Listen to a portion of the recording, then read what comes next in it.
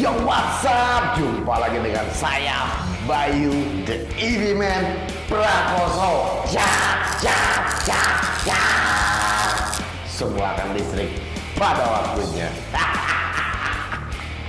Oke, ini adalah video lanjutan dari part pertama kemarin. Kenapa dunia harus segera beralih ke mobil listrik?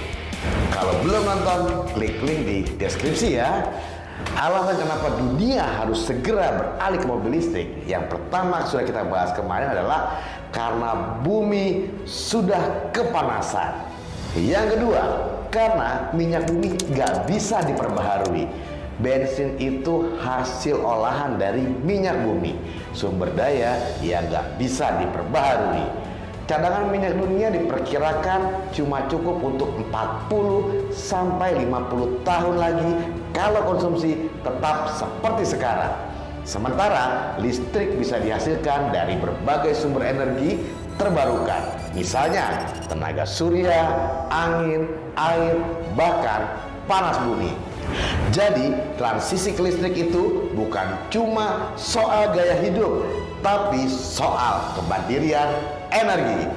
Negara yang paling cepat beralih akan menjadi pemenang di masa depan. 3. Karena mobil listrik jauh lebih efisien. Kalau kita ngomongin efisiensi energi, mobil bensin itu boros banget. Dari 100% energi di bensin, cuma 25 sampai 30% yang dipakai untuk gerakin roda. Sisanya cuma hilang jadi panas. Tapi mobil listrik beda. Motor listrik bisa mengubah 85% sampai dengan 90% energi listrik menjadi tenaga gerak. Makanya biaya operasional super rendah, rata-rata cuma 300 sampai 400 rupiah per kilometer. Sedangkan mobil bensin bisa 1.500 hingga 2.000 rupiah per kilometer. Jadi bukan cuma lebih bersih, tapi juga lebih hemat dan efisien. Yang keempat, karena dunia sudah sepakat menuju nol emisi.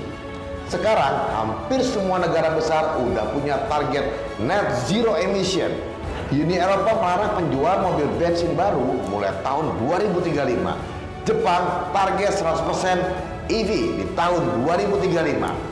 Bahkan Cina dan India sudah punya roadmap elektrifikasi besar-besaran. Jadi ini bukan tren sesaat, tapi arah industri otomotif global. Jadi teman-teman sudah tahu kan kenapa dunia harus segera beralih ke mobil listrik. Pertama, karena bumi semakin panas. Yang kedua, minyak makin menipis. 3, EV jauh lebih efisien. Dan yang terakhir, semua negara sudah bergerak menuju arah sana. Mobil listrik bukan masa depan lagi. Ini realitas hari ini. Gue, Bayu The EV Man, bantu kamu ngerti kenapa masa depan otomotif itu pasti listrik. Follow terus Q&A seri ini biar kamu nggak ketinggalan insight EV yang paling logis dan real.